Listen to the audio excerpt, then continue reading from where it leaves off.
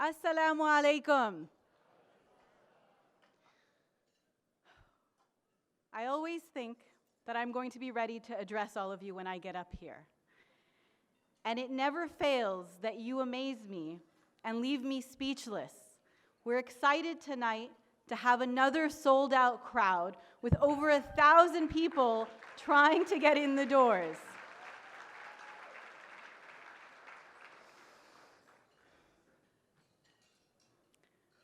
I still remember it like it was yesterday.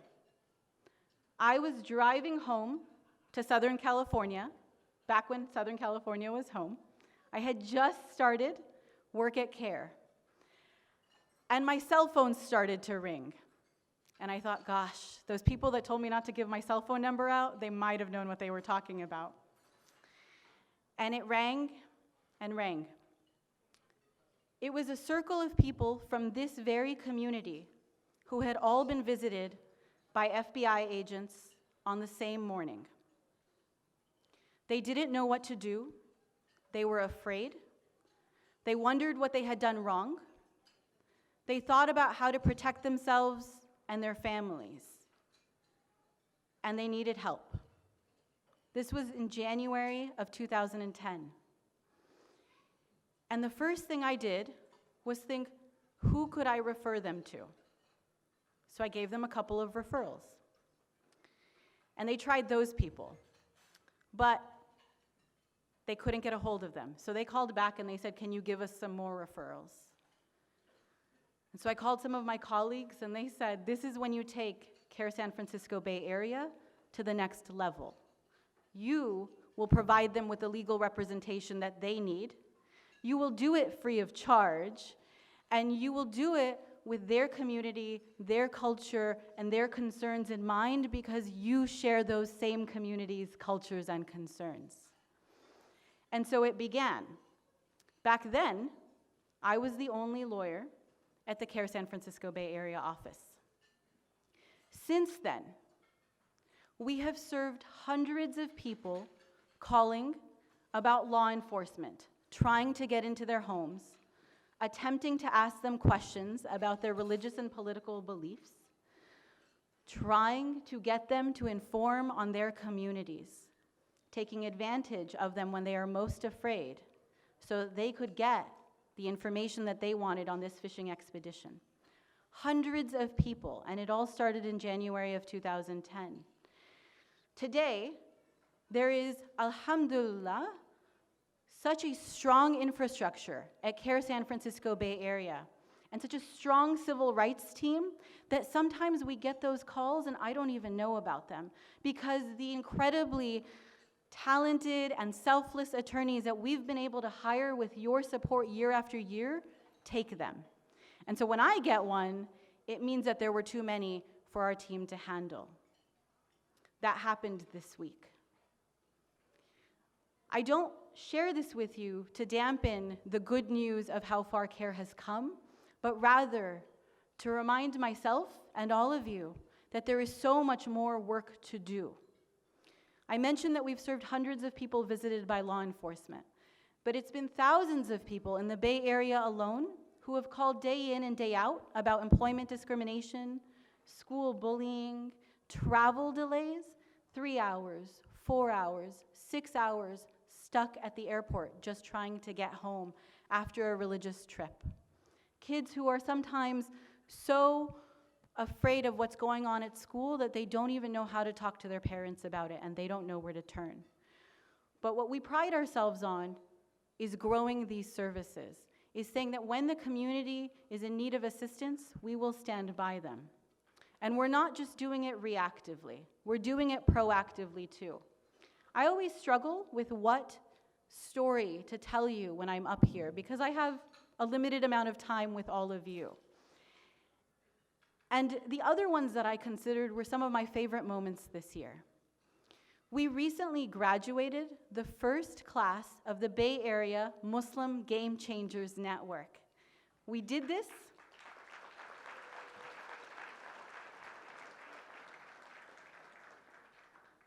in partnership with the Yassine Foundation. We took dozens of Bay Area youth And we put them through a 3-month intensive social justice training program where they had the opportunity to learn about immigration reform, about police brutality, about campaign organizing and media engagement. And our hope is that by empowering these high school students, we will immediately see results in our community. Just yesterday, one of the graduates of the program hosted our keynote speaker at his MSA at his high school. Many of you may have had MSAs at your high school, but I was envious because I didn't have one. But it gets better. He did it in partnership with the feminist club at his high school. That is the kind of coalition building, intersectional work that we want to make sure our youth are leading. The other favorite story. Have you ever seen 500 Muslims at the California State Capitol? A few of you, maybe, those of you that were there. No applause, 500 Muslims? I get it, it can get bigger. So all 4 of the CAIR California offices compete to take American Muslims from across California to meet their elected officials in Sacramento. And year after year, the Bay Area takes more than any other region in California, including Sacramento. But don't tell them I said that. This year, nearly 500 Muslims gathered in Sacramento, of which nearly 200 were from the Bay Area. We ran out of vendors to rent buses from, to put the excited Bay Area Muslims on. And to really defy stereotypes, my favorite groups there were young Muslim males advocating to their elected officials for equal pay for equal work for all women. There was also the group of Muslim women who all chose to wear niqab because that's what they choose to do and they have the autonomy to do that. And they came together to Sacramento to advocate for surveillance reforms. One of the concerns we heard raised that evening or that day were that people were staring at them. And we thought, yeah, because they're surprised and they're amazed that you're defying even their stereotypes in a state as progressive as Sacramento. 2 of the bills that we advocated for that day, in partnership with our allies and community members, advocating on them throughout the year, were recently signed by Governor Jerry Brown. These are victories that our community is participating in, but we can't do it without all of you. I want to stop here for a second, and they don't know that I'm going to do this, but I actually want to ask the AV team to turn up the lights really quickly. And if Athar Siddiqui and Samina Osman are in the room, I'd like to ask them to stand so that you can give them a round of applause. And I'll tell you why.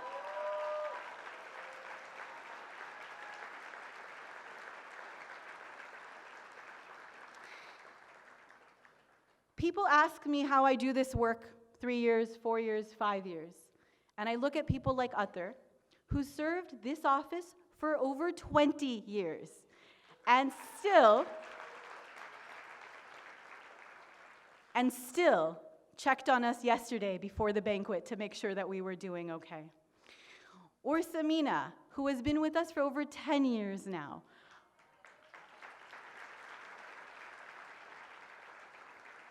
There is no civic engagement work that happens at CAIR or even sometimes in the broader Muslim community without Samina's review and approval. And sometimes she gets upset when we send her home to go rest. But we're excited to have both of them as part of our family. They are examples of what inspire me to do this work. They are examples of what I hope will inspire all of the volunteers who have been here all day to do this work. Now, one of the things that we are told about CAIR's work sometimes is that it feels like an insurance policy, right? You hope you never need it, but you invest in it so that if you do, it's there for you. And many community members invest generously and faithfully and don't need the reactive work.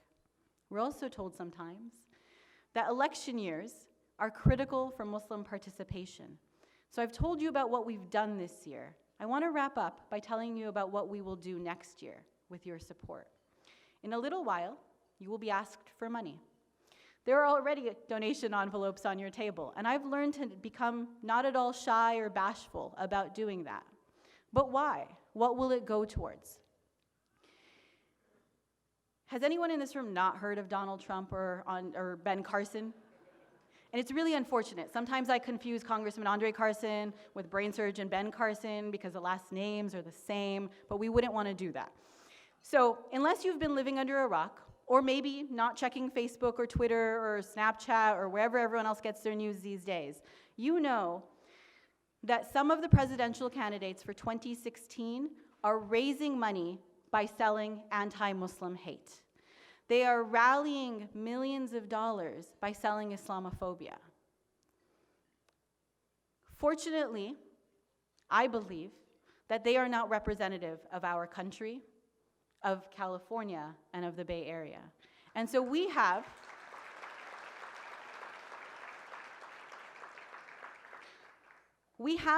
an opportunity. Everyone is looking at our community, wondering what role we will play in the elections, wondering if we will show up or we will be scared away. Now, I know some of us are thinking about moving to Canada, but we're not there yet. In 2016, with your support, CAIR hopes to continue to grow Muslim Day at the Capitol so that people are not having conversations about our community and our rights and our issues without our participation. And I don't mean my participation or Samina's participation, I mean your participation, right? You being there is more and more impactful so that no one can say, we didn't know where the Muslims were. We didn't hear from them in time. But it goes beyond that.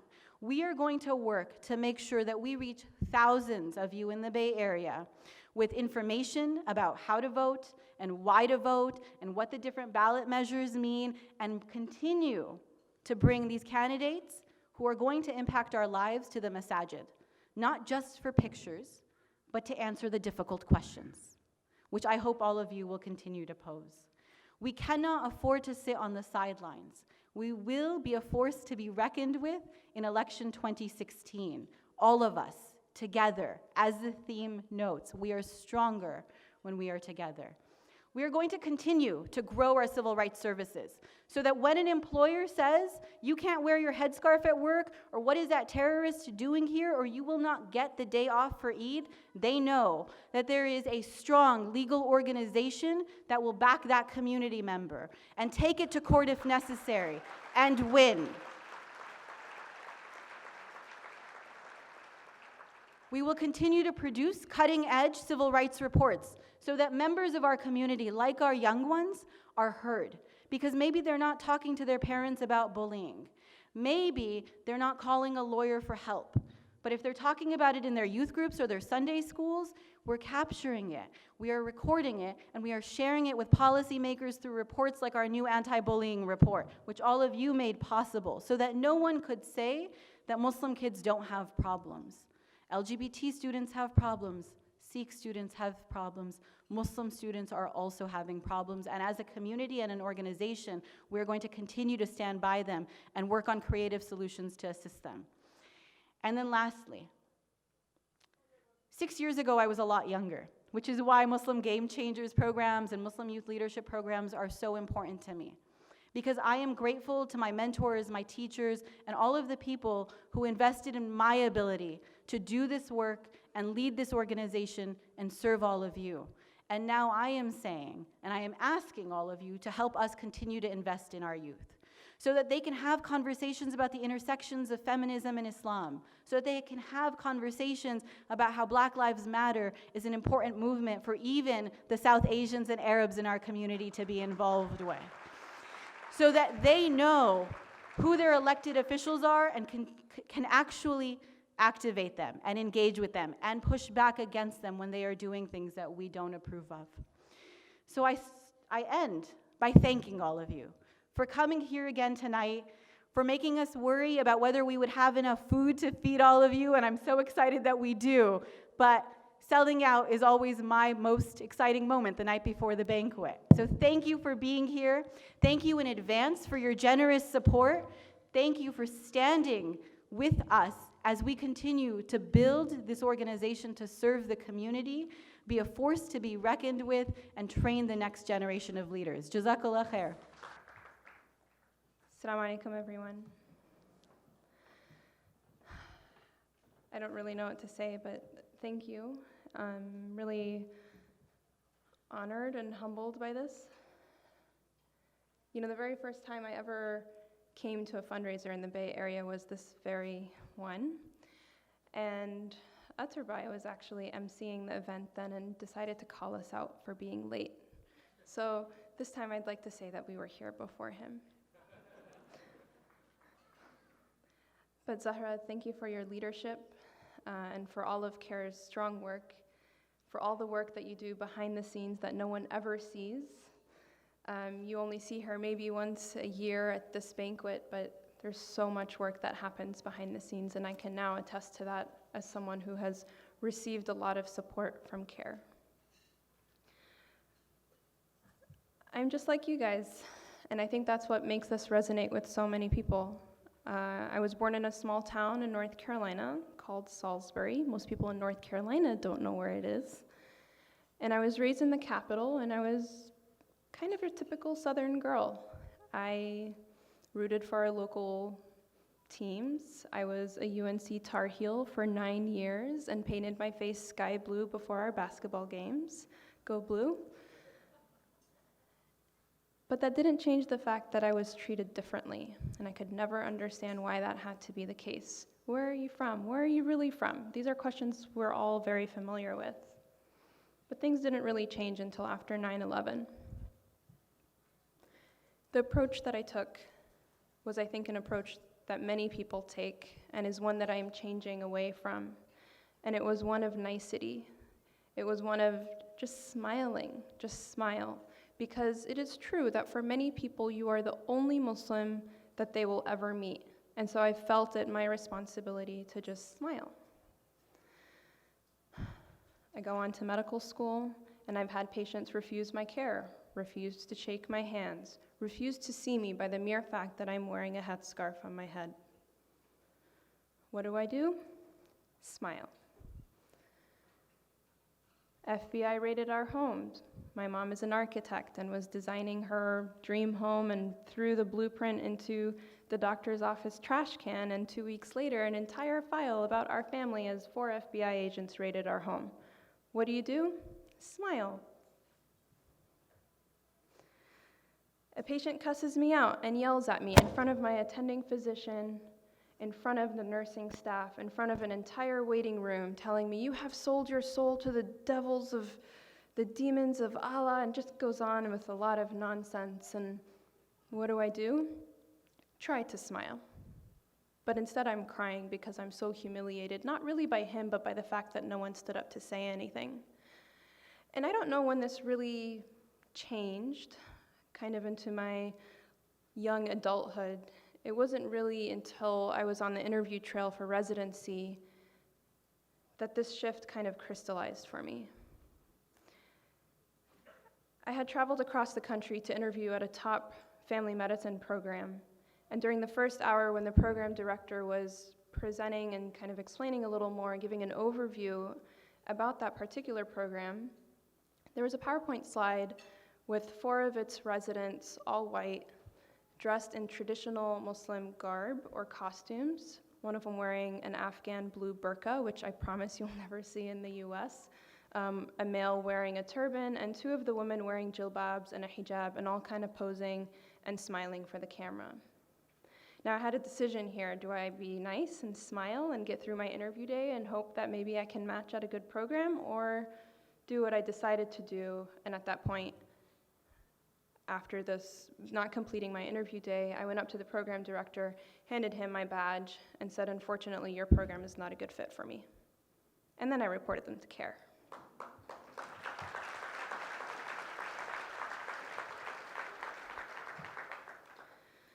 But then February 10th happened. It is never easy to talk about this, and it's always a balance figuring out, do I accept this invitation to come speak or not? Because it's not easy, but I think it's very important to share, and it's why I am here. On February 10th, I learned that my brother Dlia, his bride of 6 weeks, Yusur, and her baby sister, Razan, were murdered in their home in Chapel Hill. By the time I'm getting on to catch my red-eye flight to North Carolina, my brother was telling me, Faris was telling me, that they're thinking that it's maybe a hate crime. I'm connecting in New York a few hours later on a non-Wi-Fi flight, and all I see on CNN and the media is just ISIS, ISIS, ISIS. There's no mention about this murder. There's no mention in the news. No one is saying anything. By the time I land in North Carolina, the police had issued a statement calling this a parking dispute. We had a choice at this point. We can either grieve and wail and be confused and be angry, and we were all of those things. Or we had to realize that the media cycle has a very short lifespan, and within 24 hours, if we don't do anything about this, no one's gonna ever know it happened. At this point, social media was kind of picking up, and some hashtags, Chapel Hill shooting and Muslim Lives Matter, had started trending, and we started receiving an influx of local media interviews requests. When I got home to North Carolina, I hugged my parents, I fainted, I ran up to Liat's room and I couldn't find him, and I stayed in in Liat's room. As my parents were greeting the hundreds of guests who were coming into our home, I went upstairs with my husband, with a couple of close friends, and we were strategizing. What do we do? What do we do? There's no time to grieve, there's no time to cry. What do we do? We decided we needed to do a joint press conference. We reached out to local, non-local friends who were experts in the media and political and legal realms. And somehow, we luckily were connected with Linda here, and next thing you know, she made the Anderson Cooper interview happen. She just told me when to show up. So thank you, Linda. I really want to thank her for that.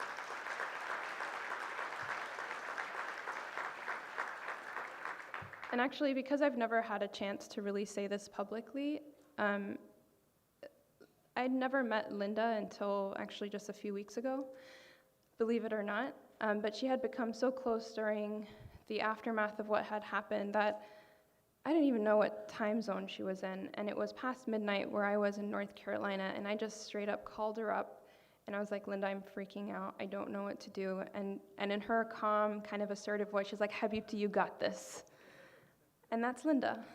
So really, thank you so much for helping our family get through what we got through.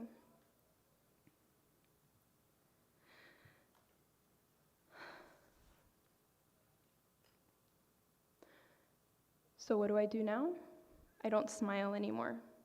Don't get me wrong, it's important to be respectful, it's important to be cordial, it's important to be dignified. But the next time every time since, I walk through the SFO airport and I'm randomly selected, and by randomly I mean 100% of the time, my hijab gets patted down for bomb residue, I ask the question, why? What do you mean why? Why are you patting down my scarf? Because anyone who wears headgear, we need to do that. Why are you doing that? And just kind of maintaining that, and the responses I get are pretty remarkable and funny. Most times it's like, well, we don't know what you're hiding in there.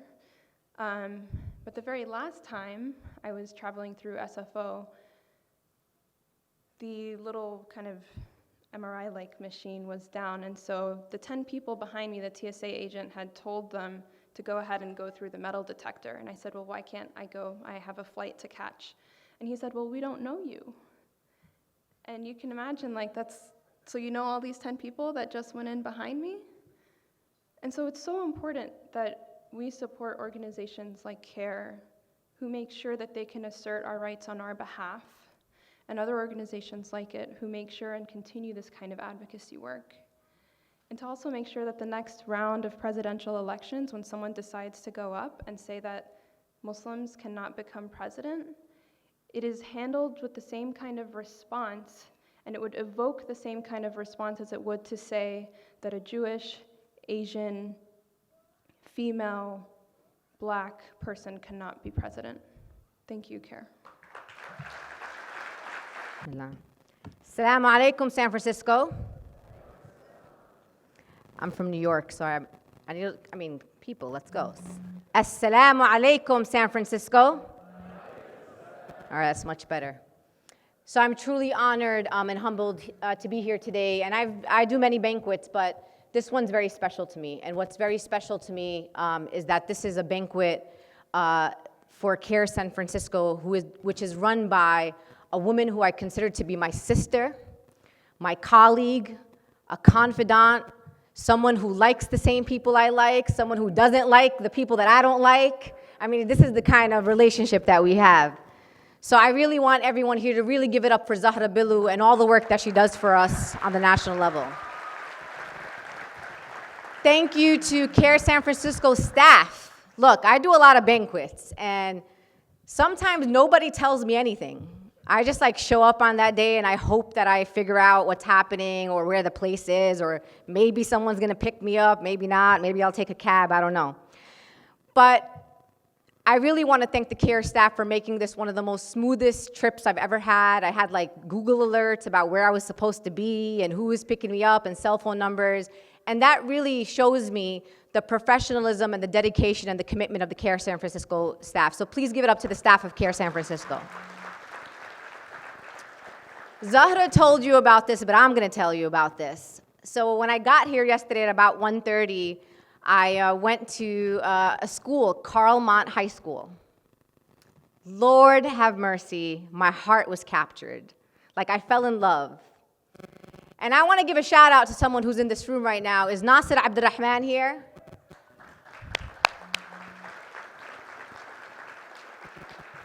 So I'm going to go back to New York talking about Nasir to everybody. So Nasir is a president of the Muslim Fellowship Club, which is like their version of MSA. And he did an event yesterday in conjunction with the feminist club at his school. The house was packed. I walk in. My face is like everywhere. Like there's a screen and there's like a video that he made about me. I got flowers. I was able to talk to this huge group of young people, most of whom were not Muslim. And I was so moved by the organization of it, the program, the incredibly remarkable words of Nasir. And I said to myself, you know what? This world is not right. There's a lot of really bad things happening in this world. But you know what? If our community is anything like Nasir, then our community is in good hands. So mashallah, brother, may Allah bless you. And your parents should be very proud of you. I'm also honored to be here, and Allah blesses me to be in a lot of Muslim communities. And I consider every Muslim community my family. And when you're going through really rough times, really hard times, you want to be amongst people who love you, who support you, who embrace you, who motivate you, and who understand you.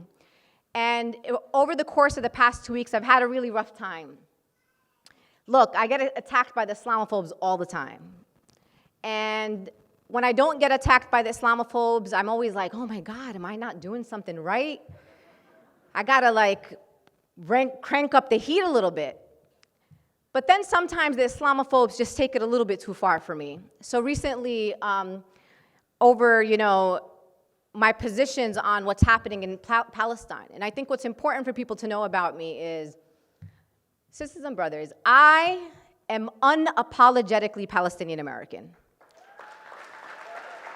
I will never, ever hide my identity, the love for the Palestinian people, which are my people, and my support for Palestinian liberation. That is something that will never change.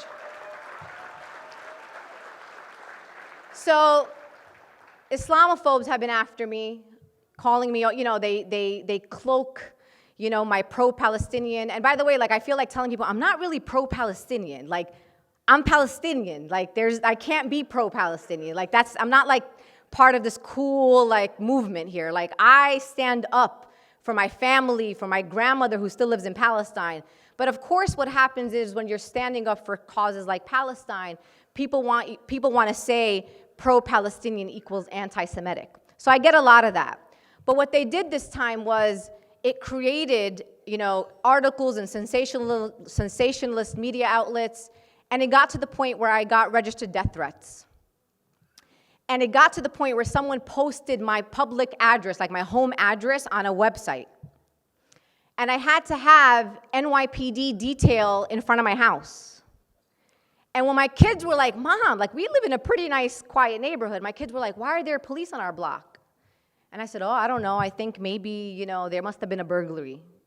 Like, how am I supposed to explain to my children that the virtue of just who I am and what I stand for warrants this type of vicious attacks and death threats?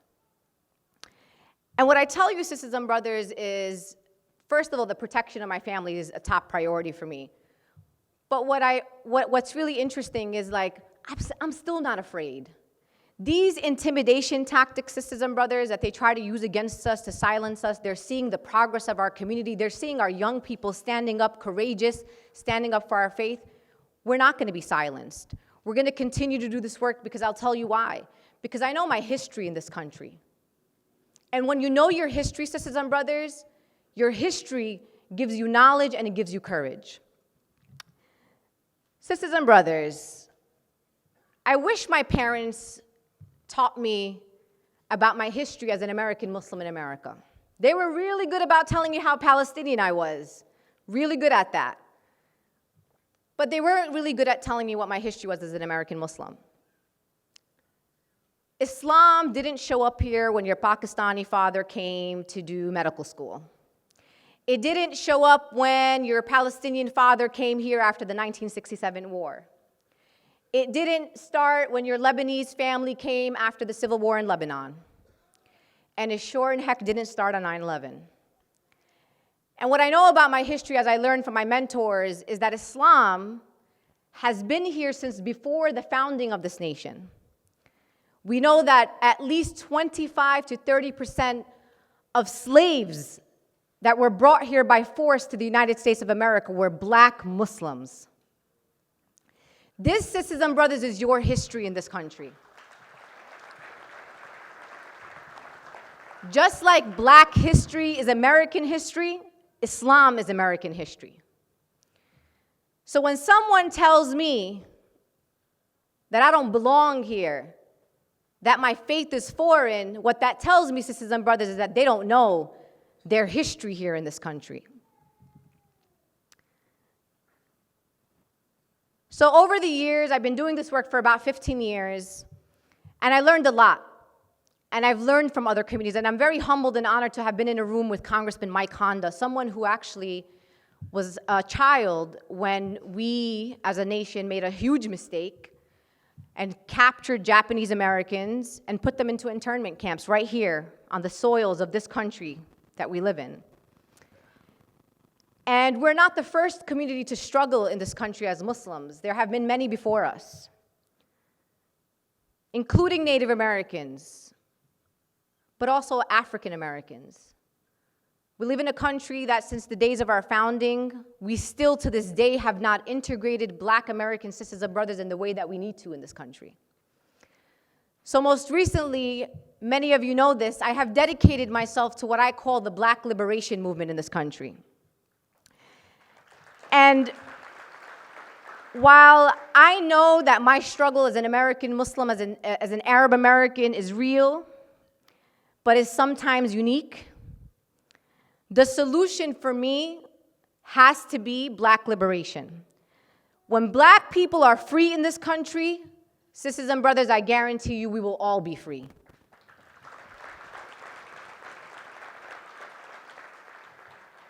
As an American Muslim, I have dedicated myself to Black liberation and building a multicultural, multiracial civil rights movement of now. I'm tired, sisters and brothers, of people who talk about the civil rights movement like it was 60 years ago, 70 years ago, like it's something in history, something in the past. We are in a civil rights movement right now. And that train is moving. You need to get on it.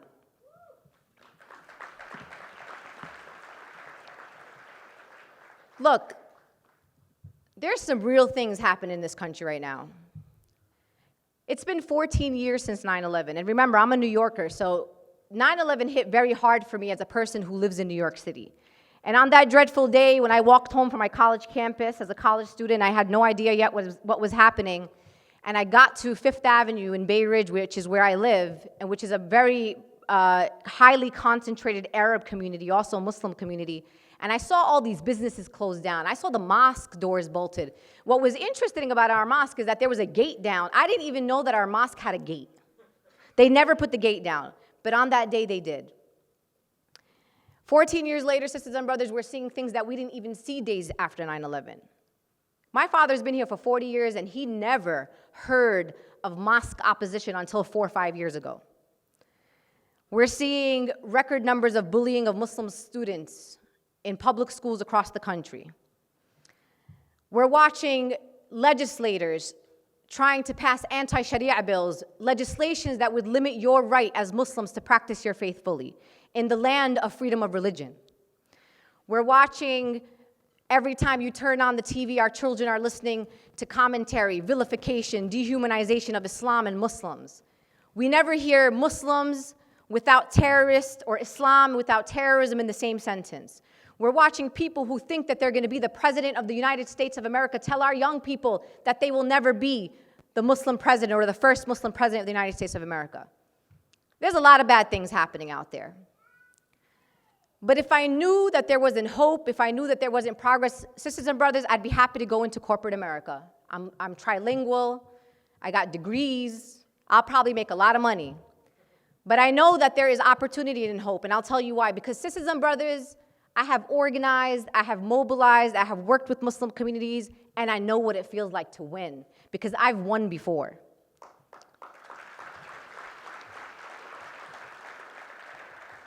So after 9/11, we knew as a Muslim community that the New York Police Department and different levels of law enforcement were engaging in unwarranted surveillance of our community. That wasn't news to me, sisters and brothers, but in 2011, when the Associated Press put out investigative reports using secret documents that were leaked by the New York Police Department that had names that basically were listing our masajid from one side of the city to the next, Muslim student associations, cafes, bookstores, shopping centers, like literally the halal butcher shops were on the list. They even created lists for our leadership, calling imams radical imams, the most dangerous in America. They listed revered leaders in our community like Imam Siraj and others. So when those lists came out, everybody was like, oh my God. I was like, thanks for validating everything we've been saying for the past 10 years. But it was good, at least we had some, validation. There was already a police reform movement happening in New York City for decades. So what we did as Muslims is we didn't start our own campaign. We joined existing police reform campaigns in New York City, and we said, the New York Police Department needs to end stop and frisk, which is a discriminatory policy against blacks and Latinos, and we also want them to end unwarranted surveillance of Muslims. And we passed landmark civil rights legislation that created the first ever Inspector General, independent oversight over the largest police force in this country. Sisters and brothers, Mayor Bloomberg, former Mayor Bloomberg, said that if the NYPD were an army, they would be the 7th largest army in the world. 36,000. And the next largest police force in the country is in LA, and that's 7,000. Now look at the margin.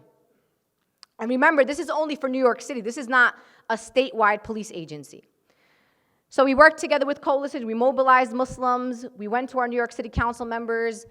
We mobilized. We went for a vote at the New York City Council, and we won. But Mayor Bloomberg wasn't allowed to let us win like that. He was like, okay, I'm going to override that vote. And what he did is he put millions of dollars. For many of you who know who Mayor Michael Bloomberg is, he's such a billionaire that he didn't even take a salary from New York City while he was the mayor of New York City. So what he did is he took his money and he started pumping it into the campaigns of local New York City Council races against New York City Council members who voted with us. So what did we do, sisters and brothers? We mobilized again. And we went back 2 months later for another vote at 2 a.m. at our local New York City Council chambers. And guess what happened? We won bigger than we won the first time. Sisters and brothers, don't let people talk you into money and politics. It's about people power. I believe in people power. I believe when people unite, when people of color unite, we can build power together. But that wasn't the only time I won. I won again. Because let me tell you, sisters and brothers, when I fight to win. I don't just fight to fight. If we're fighting just to fight, then we're doing it wrong. We got to fight to win. So 2006, our kids come home from school and say, guess what? New York State has scheduled exams on Eid al-Adha. Are they out of their mind? Our kids were like, we're not going to school. The parents went and started mobilizing. we went to the state and we said, how could you do statewide test on Eid? And they said, oh, we're sorry, we didn't mean to do that. So we worked together with the state legislature. We passed a legislation that says no state exams on any religious holiday, not just Muslim holidays. So that was the first win that we had. But it wasn't enough, sisters and brothers. It wasn't enough. We don't like to settle. So we do research, and we find out that 1 out of every 8 New York City public school students are Muslim. Right? So almost 13% of the public school population is Muslim. So we went back, we passed the resolution in the New York City Council under the former Mayor Michael Bloomberg. 50 of 51 city council members voted in support of our resolution in the New York City Council. Think about that, 50 of 51. The way it works in New York City is that the Department of Education is under mayoral control, so the big boss here is the mayor. So we could have had 100 city council members if there were 100. Mayor Bloomberg said, not on my watch, that's not gonna happen. And that's the only reason why the New York City Muslim School Holidays campaign took 9 years. Under a new mayor, we mobilized, building local political power, registering voters, and working on campaigns across the city for mayor. And one of the things we asked was if you become the next mayor of New York City, and as a matter of fact, it was my daughter, my 8-year-old daughter at that time, who stood up in a mayoral candidate forum and asked the question to 6 Democratic candidates and said, will you pass Muslim school holidays so that I don't have to choose between my faith and going to school? An 8-year-old Muslim student stood up, that is a public school student. And she looks nothing like me. She doesn't have the same last name as me. But you better believe that everybody on that stage knew that was my child. So March 4th of 2015, just a few months ago, New York City was the largest public school system in the country to recognize Muslim holidays. 1.2 million students on September 24th stayed home with their families, and you know what? They were like, we're home because there are Muslim holidays. This, sisters and brothers, is not an accomplishment to be underestimated. It required the unity of the Muslim community across race, across culture, and across geography in New York City. This is what happens when we as a community stand up, organize, mobilize, and demand recognition and inclusion. We win, and we win big.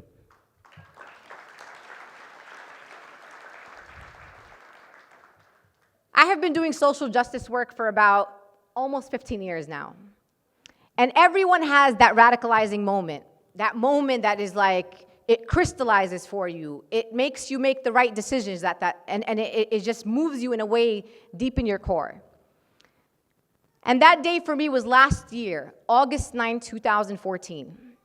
I was sitting at home in Brooklyn and I heard of the murder of a young black boy in Ferguson, Missouri. I never even knew that there was a city in our country called Ferguson, Missouri. And people will say, well, it's not the first time a black unarmed kid gets shot by the police. Like, what's so different about it this time? For 4.5 hours, sisters and brothers, we let an American boy bake in his blood under the hot sun in the United States of America.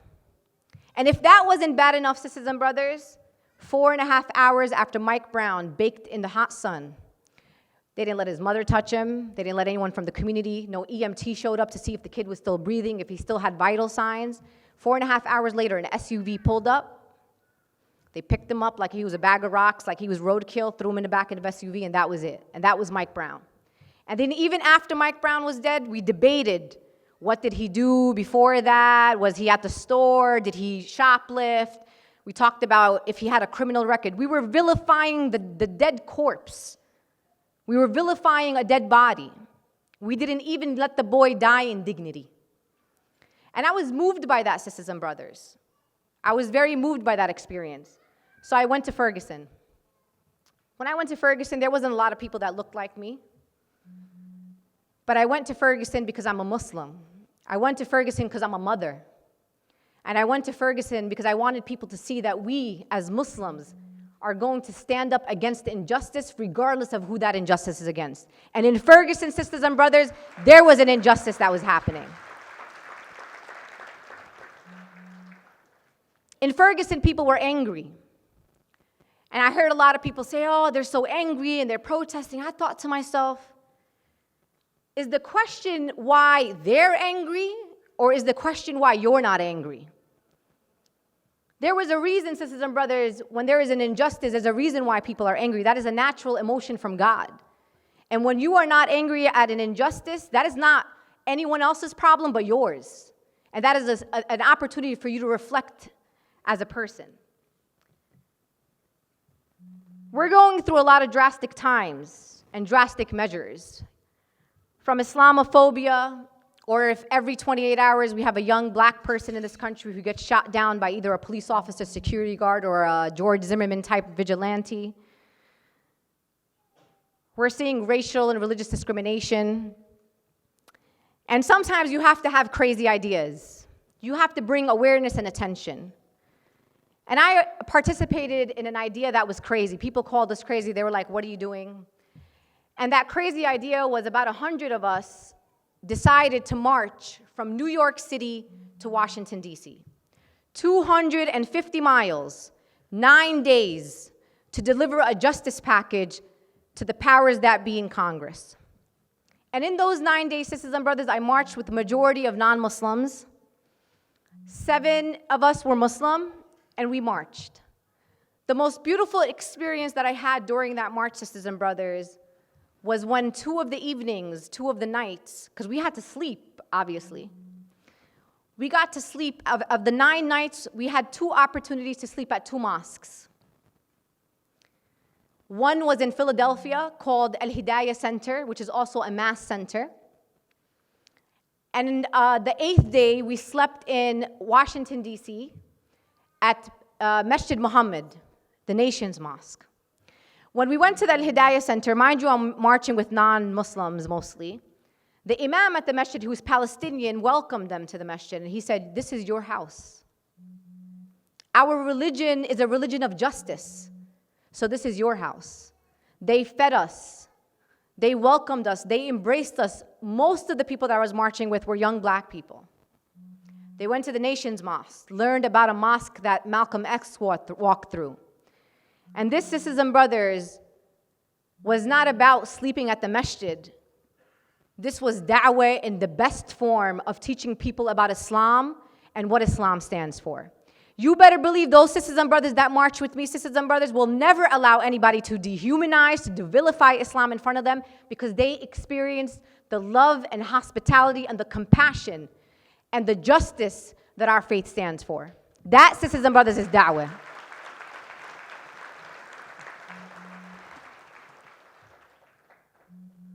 I reflected a lot this year. There were so many commemorations. 50 years since the assassination of Al-Hajj Malik Shabazz, Malcolm X. 47 years since the assassination of Dr. King. I was privileged and honored to participate in the 20th anniversary of the Million Man March that just happened a few weeks ago. And what's interesting is I think about how we romanticize these people, right? They're our role models, and Dr. King was like this untouchable, clean, non-violent man that we want to follow in his footsteps. But nobody talks about the real history. Whether you're talking about Malcolm X or you're talking about Dr. Martin Luther King, they were 2 of the most hated people in America. They were infiltrated by all levels of law enforcement. They saw the insides of prison cells, sisters and brothers. Don't ever forget the letter from Birmingham jail. The Southern Conference, which was the organization that Martin Luther King led, was blacklisted, sisters and brothers. Never forget history and don't allow people to whitewash history. We commemorate, the passing of Nelson Mandela, and we have Americans being like, so sad, what a revered, human rights leader. But there was a point, sisters, in history where Nelson Mandela's organization was a terrorist organization. Nelson Mandela talked about justice by any means necessary and spent 27 and a half years in prison, sisters and brothers. Do not allow people to whitewash history. The NAACP, do people know the NAACP? NAACP at one point was one of the largest organizations representing people of color, the National Association of the Advancement of Colored People. Did you know that the NAACP historically was blacklisted in this country? Their senior leadership detained, vilified by our government. Guess where the NAACP is now? They can pick up the phone and call President Obama and have coffee with him tomorrow if they wanted. They are part of the establishment. And I'll tell you why the NAACP is where they are today. It's because black people historically had stood with the NAACP. They courageously defended their institutions. And it is why the NAACP is alive today and can tell those stories of where they were and where they are now. And that brings me to CAIR. Sisters and brothers, I will stand in every corner of this country to defend CAIR with every piece of being that I have. You know why? Because I know that CAIR is defending our civil liberties every single day.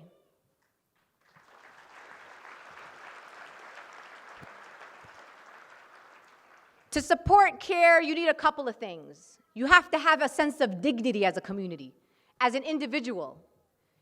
You also have to have a sense of pride as a person, as an individual, as a community. But you also have to have courage. And if there's anything that we can learn from Islam, anything that we can learn from the Sunnah of our Prophet, is to have courage. I stand here before you today to say that if you already gave CAIR, give again, give a little more. Because I'm telling you, sisters and brothers, before it gets better, it's going to get worse. And we need a strong, effective, sustainable CAIR to represent all of us in this room and all Muslims in America.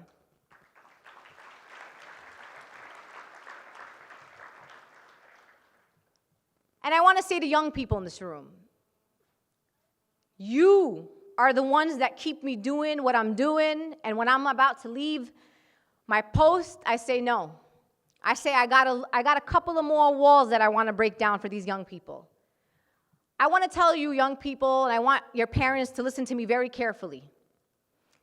Do not allow anyone to put you in a position where you question who you are, what faith you follow, and when and if you're going to stand up for yourself and your faith. And parents, please do not tell your kids to be careful. Please do not tell your kids just go to school and do what you got to do and don't speak up. You know, it's okay. Allah will take care of them. We need to teach our children that they always, every day, must stand up for our communities wherever they are, because that is what our faith teaches us to do.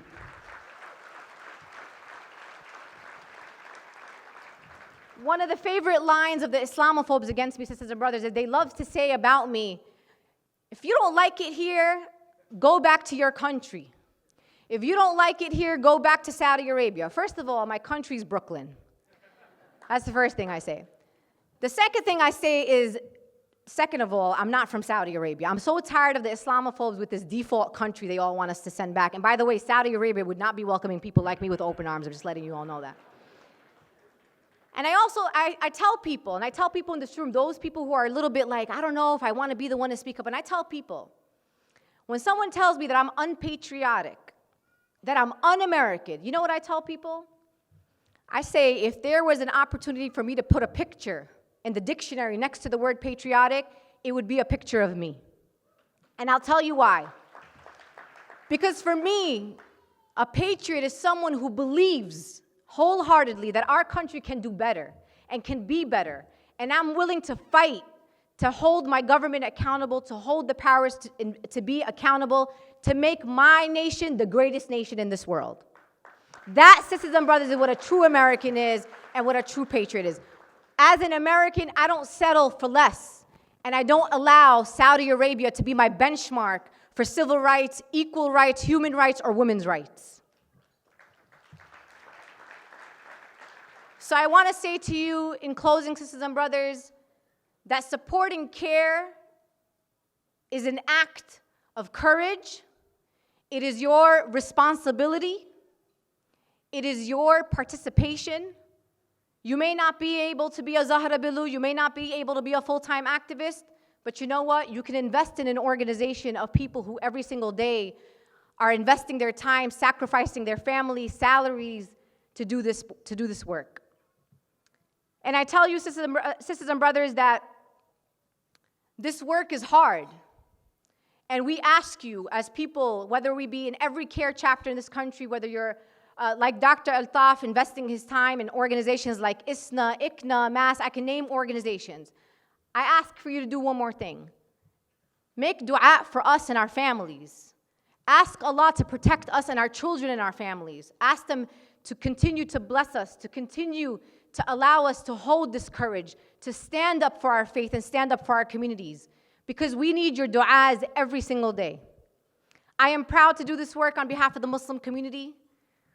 I'm proud to know that there are young people out here like Nasir who are going to take that baton and continue this work forward, and understand that your investment in CAIR is an investment in the future of the Muslim community. Thank you, CAIR. Thank you, San Francisco, for having me. May Allah bless you all. Thank you for all of you for being here tonight. And inshallah, there will be a day where we will be standing up here saying, we do have a Muslim president of the United States of America, and his name is Nasir Abdul Rahman.